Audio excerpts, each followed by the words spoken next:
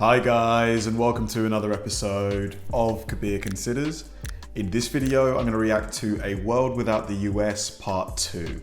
Now, this is going to be interesting because last week I watched Part 1 of this one and I didn't realize that the US was pretty much behind the initial idea of the European Union. Like, apparently the Marshall Act, which was created just after World War II, was like a huge, I think it was valued at something like $250 billion of today's money, which was pretty much handed over to, the European nations to try and rebuild the economies so that, they could become a trading partner, revitalized and things like that.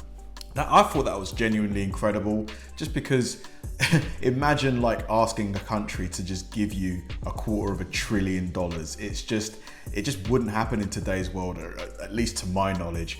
So this video here, I'm guessing it's gonna touch upon some of the things that maybe people don't agree that the US has done, or some potentially controversial things that the US has done, just because the first video was pretty much overwhelmingly positive. So yeah, it's going to be quite interesting to contrast what I hear and see in this video versus the last one.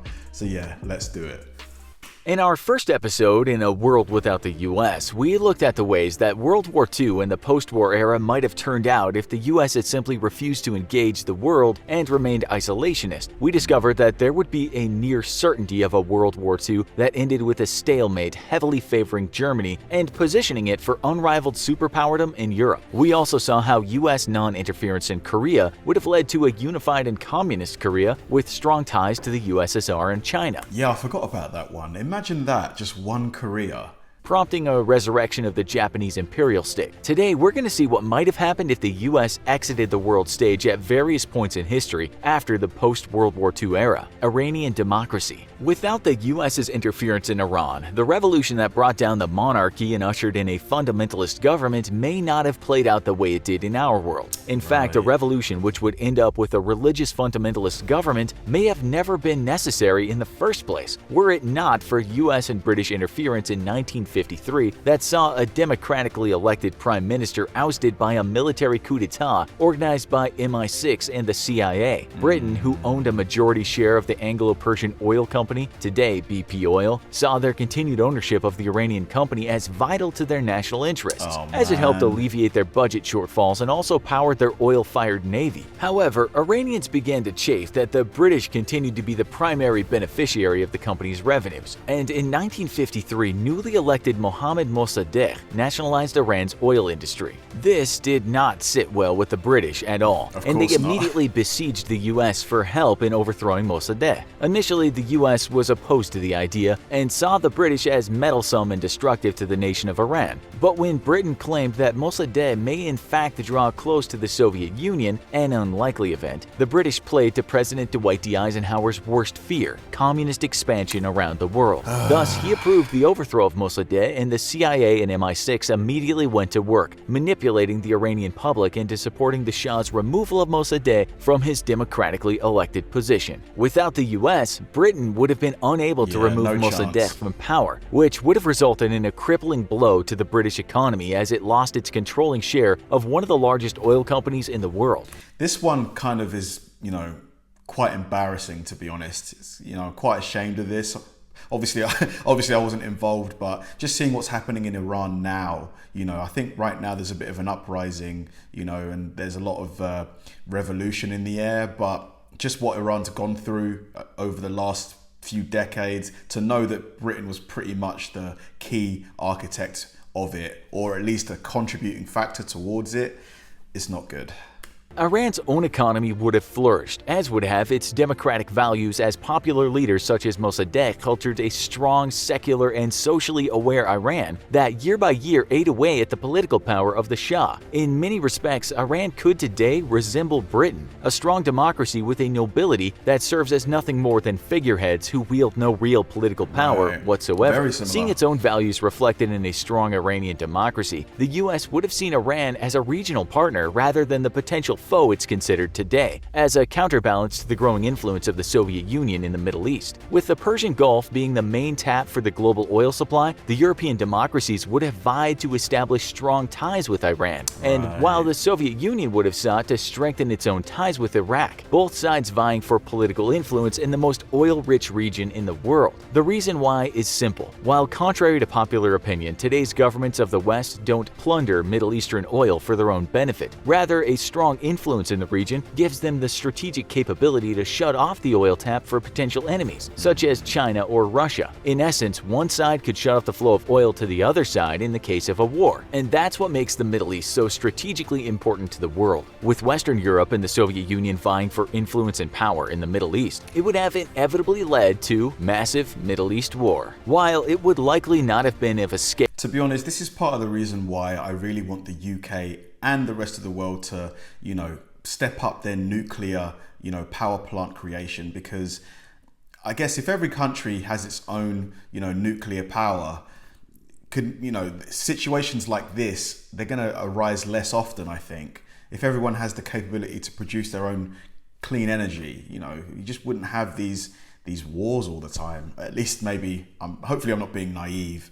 Scale appropriate enough to term World War III, the US's exit from the Middle East would have without a doubt launched a regional conflict to rival any of the largest European wars. During the Iran-Iraq War of 1980 to 1988, the Soviet Union heavily supported Iraq, and after the war, Iraq was sitting on piles of Soviet hardware and a huge national budget deficit. This would lead to the invasion of oil-rich Kuwait, and in our world, this invasion was stopped by a US-led coalition. In a world where the US decided to simply walk away from the world, though, Iraq would have very quickly turned its attention on regional rival and very oil-rich nation Saudi Arabia. At the time, Saudi Arabia relied heavily on US protection, and the US saw Saudi Arabia as not just a vital economic partner, but a vital strategic partner as well, whose location allowed the US to ensure it could control the global oil tap in case of war against Russia or China. The US thus supplied much of the Saudi military and even helped train it, and when Iraq invaded Kuwait, it was Saudi Arabia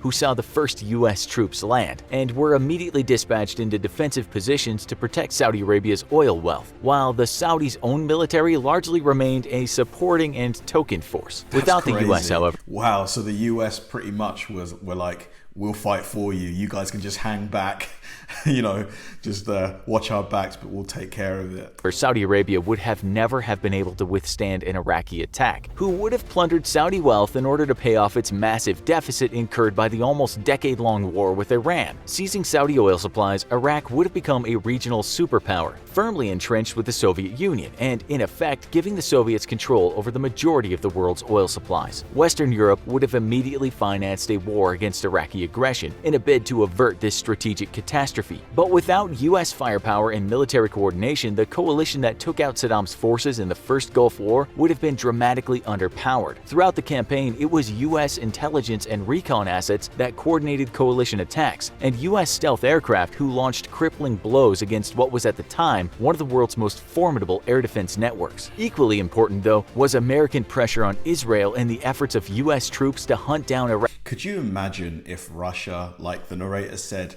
had pretty much a monopoly on the oil in the Middle East? Could you imagine that? Like, look at what Putin's doing now. Like, imagine him with pretty much his hand on the global oil tap.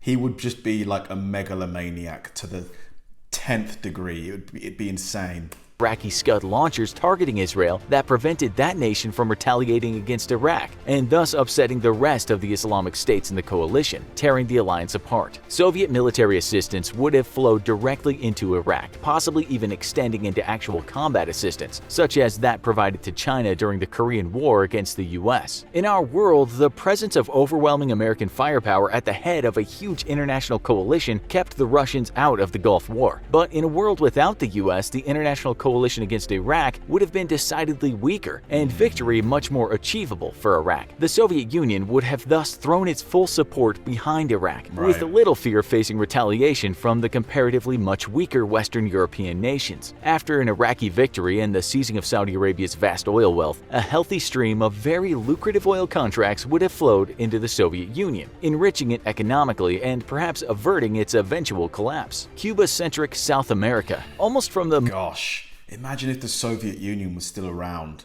like as it was back in, the height of its power with Stalin and, that crazy lunatic. The world would be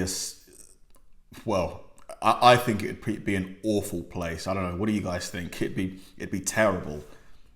Well, from a Western European perspective, it would be terrible. I'm sure for the citizens of the Soviet Union, they'd probably enjoy it, I guess. Even though Stalin was a bit of a tyrant. Not a bit, a lot.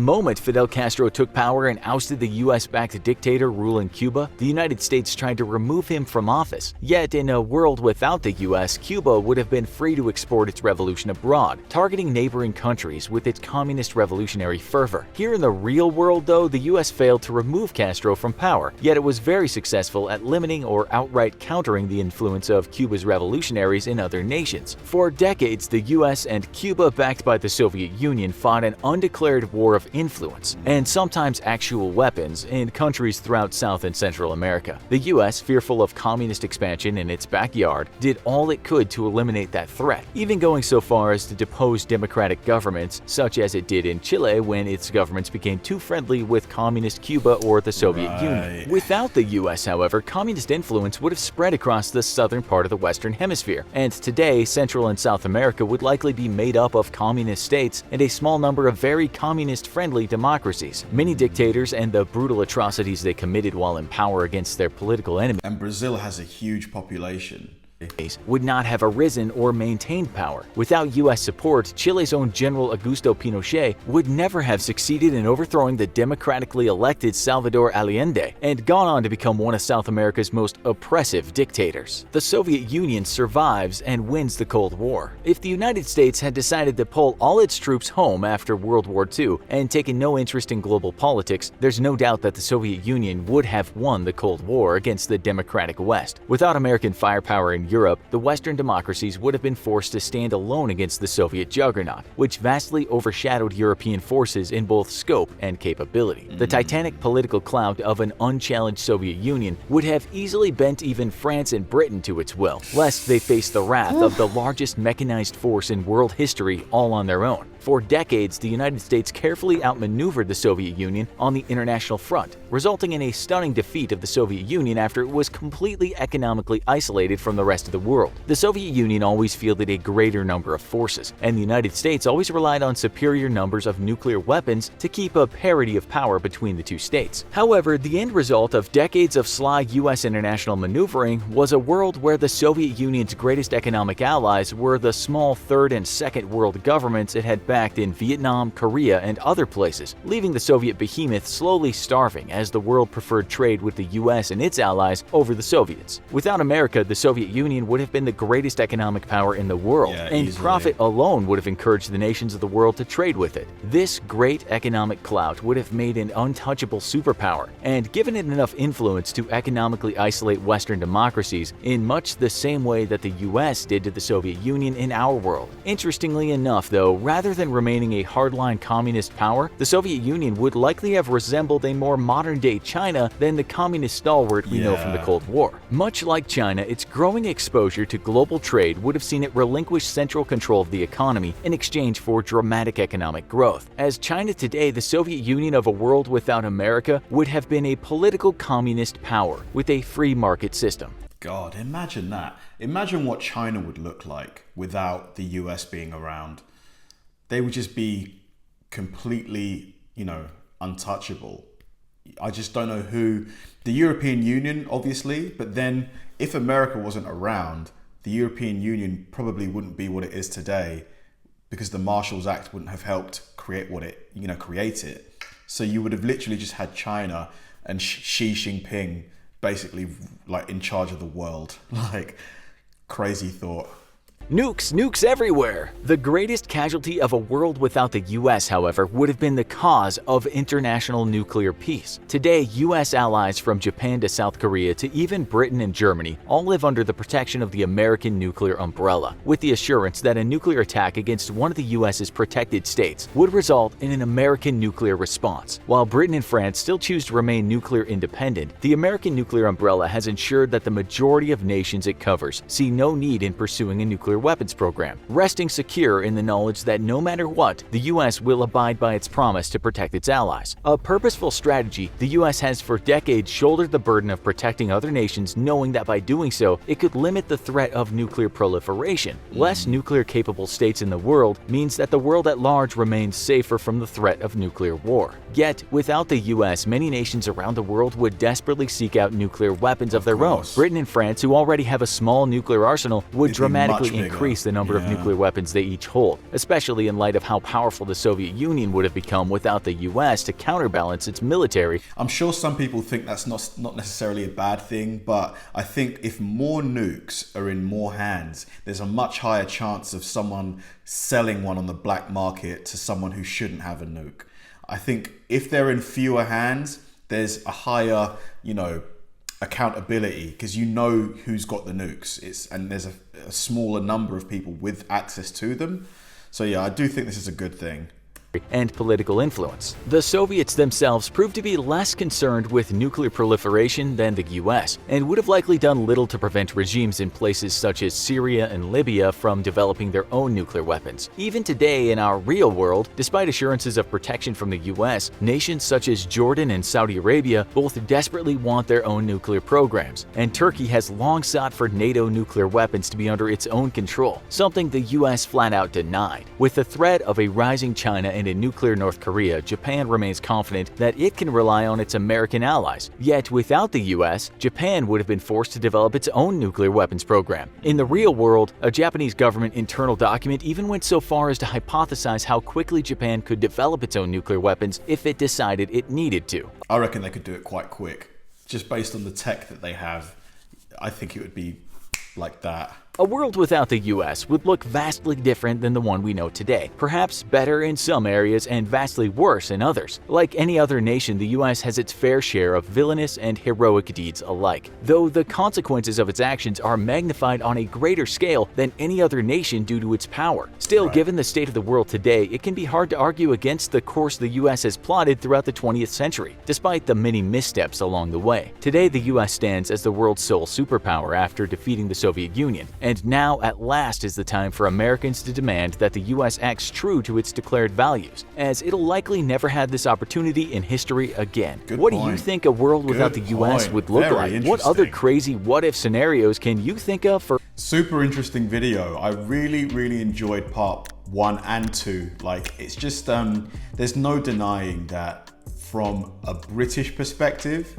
the US's presence is an overwhelmingly positive one for me. Like, obviously, I know there's a lot of people around the world who vastly, really disagree with that because, from their country's perspective and their country's interactions with the US and possible interventions the US has done within their nation, they might not like the US. But from my perspective, not just the Marshalls Act, which annoyingly, obviously, we've left the European Union, but maybe one day we'll get back in. If not for the Marshalls Act, the UK would have taken us so much longer to get back to a financially prosperous situation.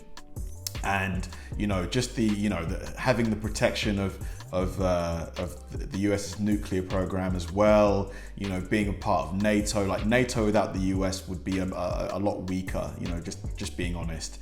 So from my perspective, I'm very happy that the UK and the US have such a tight relationship. Hopefully, the UK is going through a lot right now. The pound is weakening because it's just I don't want to get into politics, but there's a lot I could say that I won't say. But, right now we definitely need the US's help for sure. Thanks for watching, guys, and I'll see you in the next one.